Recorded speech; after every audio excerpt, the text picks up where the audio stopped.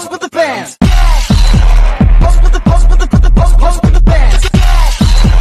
Pose with the pose with the pose with the bands. Pose with the bands. Pose with the bands. Oke, jadi studi kasusnya ini perusahaan PT Ideal Group Sejahtera memiliki beberapa divisi nih, yaitu divisi IT, divisi finansial, divisi marketing, divisi HRD, dan divisi maintenance. Masing-masing ini memerlukan infrastruktur jaringan untuk komunikasi internal dan akses internet. Segmentasinya sendiri dilakukan melalui pengaturan routing dengan alokasi IP khusus untuk masing-masing divisi. Kemudian selain itu, di sini akan diimplementasikan jaringan wireless untuk mendukung mobilitas perangkat seperti laptop dan smartphone, terutama di area kerja kolaboratif. Studi kasus ini itu satu gedung tapi beda lantai. Yang di lantai pertama itu ada divisi IT dengan 7 user, di lantai kedua ada divisi finansial dengan 8 user, di lantai ketiga itu ada divisi marketing 10 user, di lantai 4 ada divisi HRD dengan 10 user juga, dan terakhir itu ada di lantai 5 untuk divisi maintenance dengan 3 user. Oke, kita langsung aja ke desain topologinya. Untuk topologinya sendiri, di sini kita akan menggunakan 4 router, masing-masing satu router di setiap lantai, kecuali di lantai 5 untuk maintenance itu kita akan menggunakan satu server. Kemudian kita akan menggunakan switch, ada 4 juga, masing-masing satu di setiap lantai. Untuk di lantai 5 itu maintenance kita nggak pakai switch, kita cuma pakai access point aja. Untuk access pointnya sendiri ini kita pakai 5, masing-masing satu di tiap lantai. Oke, kita buat dulu topologinya.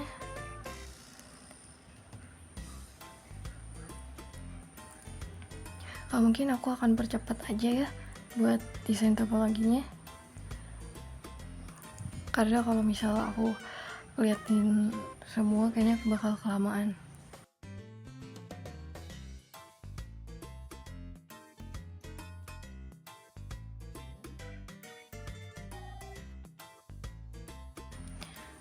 Oke, untuk peletakan router, switch, access point, PC, laptop, dan smartphone ini udah ya. Tinggal sekarang aku mau percantik dikit, kita pakai square kotak warna ya, buat ngebedain lantai 1, 2, 3, 4, dan 5. Oke, aku buat dulu. Ya, ini aku bakal percepat juga buat ngerapiin lagi susunan dari alat-alatnya.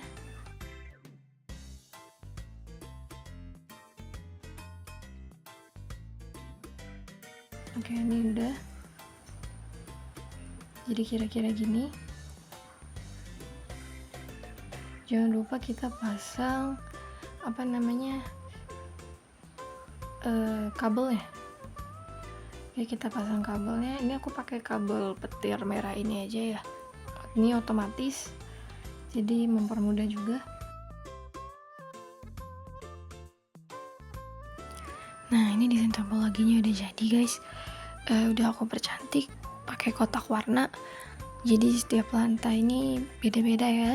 Ada warna hijau, biru untuk lantainya. Jadi mudah buat ngebedain. Terus di sini kabelnya juga udah aku pasang semua. Di sini aku kasih keterangan juga buat settingan tiap lantai, routernya, switchnya, router ke switch, buat gateway-nya. Pokoknya ini udah aku kasih, tinggal kita masukin aja. Oke, kita coba masukin ya. Oke, kita klik bagian router lantai satunya, terus kita masukin device Ethernet 0/0 dulu. 0/0 ini itu yang akan mengarah ke switch. Kita isi di IP address-nya itu kita isi 192.168.1.1. Terus subnet mask-nya kita klik aja, nanti dia bakal muncul otomatis 255.255.255.0. jangan lupa di checklist on-nya. Terus kita ke PC Ethernet di 0/1. Kita bakal masukin 192.168.10.1. Subnet masknya sama, kita klik aja, dia bakal otomatis keluar 255.0. Oke, close. Jangan lupa diaktifin ya, diklik centang buat on router ya. Oh ya, sorry guys, kita balik lagi ke router 1. Terus kita pilih CLI. Kita bakal setting DHCP-nya.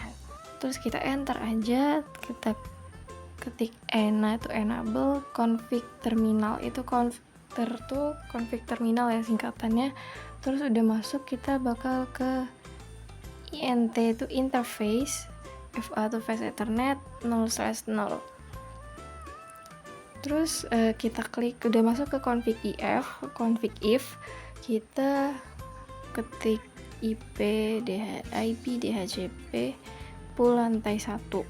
Pokoknya kalian ikutin aja yang aku ketik di CLI ini.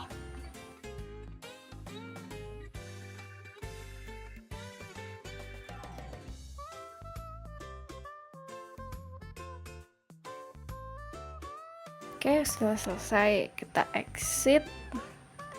Udah di exit, kita close aja.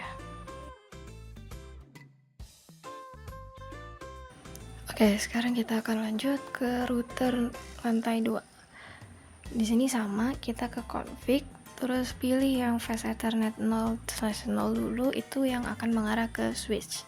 Kita isi 192.168.2.1. Jadi 2 itu ngebedain lantai 1 dan lantai 2 buat IP address-nya. Subnetnya sama kayak tadi, diklik aja, dia bakal otomatis keluar 255.0. Terus lanjut ke face Ethernet 0/1, akan mengarah ke router lantai 3. Kita isi 192.168.10.2. Terus lanjut ke subnet masknya sama kayak tadi, diklik aja, dia bakal otomatis keluar. Oke, jangan lupa diklik on buat routernya. Terus bagian Ethernetnya kita isi juga, karena Ethernet ini yang di bagian router lantai 3. Ini kita isi 192.168.20.1. Terus kita klik aja subnet masknya, bakal otomatis keluar. Oke, setelah sudah, kita ke bagian CLI-nya. Sama kayak tadi, itu setelah kita setting bagian router, kita akan masuk ke CLI. Sama kayak CLI yang pertama, sintaknya, cuma bedanya di bagian network sama default routernya aja. Tinggal disesuaikan aja sama settingan routernya tadi. Oke, ini aku bakal cepetin aja, langsung aku lewatin aja biar cepet, nggak kelamaan videonya. Oke, sekarang kita bakal setting access point-nya. Kita klik access point lantai 1, terus kita klik yang port 1. Terus di bagian authentication-nya kita pilih yang WPA 2 PSK. Terus kita ketik passwordnya, kita masukin passwordnya. Di sini aku masukin 123456788 aja.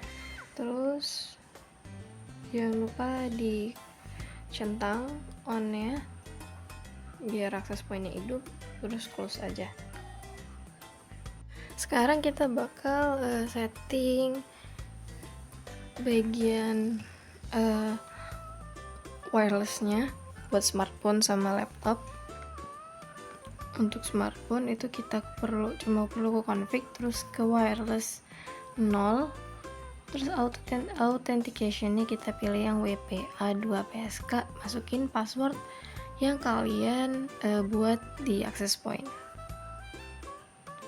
Terus on, close aja. Sekarang kita ke laptop, diklik aja laptopnya.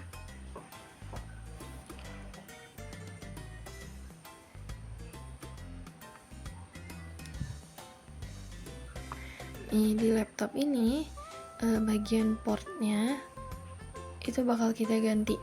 Yang pertama matiin dulu laptopnya, terus portnya dibuang, terus kita masukin yang modul WPC 300N.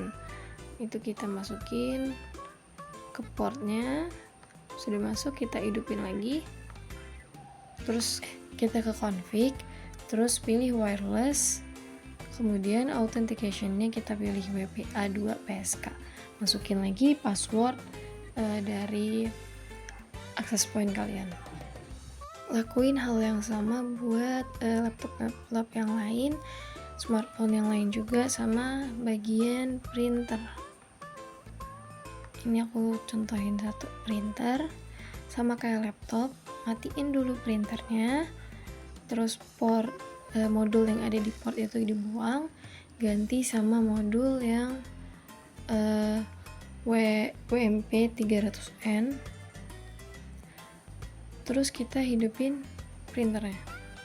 Di bagian config kita pilih wireless lagi, pilih WP2 PSK, masukin password access point tadi. Udah, close aja, mereka bakal kehubung ke access point. Nah, ini udah bisa diakses. Sekarang kita tinggal setting yang lainnya juga. Ini aku percepat aja ya. Oke, setelah selesai semua, kita bakal balik lagi ke root lantai 1. Terus kita ke config, pilih yang RIP. Itu kita bakal isi IP tetangga kita. Di bagian network yang pertama itu kita isi 192.168.1.0. Terus lanjut kita masukin lagi 192.168.10.0. Oke, kalau udah kita close aja. Oke, kita lanjut ke root lantai 2. Terus kita masukin IP tetangga. Yang pertama itu 192.168.2.0.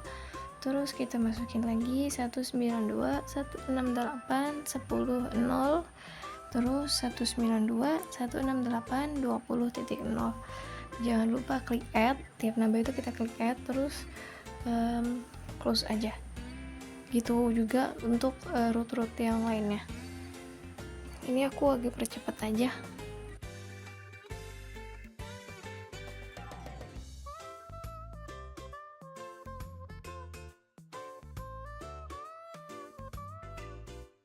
Oke, kalau udah semua, kita lanjut ke server. Aku tadi lupa buat kasih tahu kalian settingan server. Kita klik server, terus kita ke config. Di bagian setting ini kita isi bagian gateway yang IP v4 static, terus bagian default gateway-nya kita isi 192.168.40.1 dan servernya kita isi 8.8.8.8. 8-nya 4 kali. Terus kita lanjut ke bagian fast ethernetnya, isi 192.168.40.2.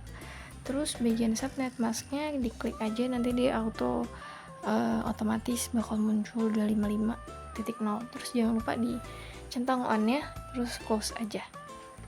Karena udah selesai, kita coba tes pakai ping yang ada gambar pesan, gambar icon pesan gitu di atas.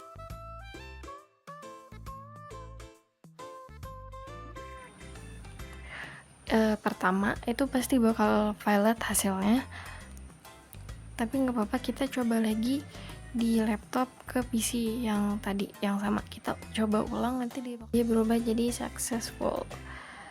Oke, awal coba kalian coba pink itu pasti hasilnya violet. Kalian coba lagi pink, dia bakal berubah jadi successful. Oke, ini aku juga bakal coba yang lain. Aku bakal coba pink dari laptop maintenance buat ngeprint di lantai 1. Hasil pertama itu pasti violet. Aku coba lagi, hasilnya successful. Oke, sekian penjelasan dari kami. Mohon maaf jika ada kesalahan kata atau kesalahan dalam menjelaskan. Kepada Allah kami mohon ampun. Saya akhiri. Wassalamualaikum warahmatullahi wabarakatuh.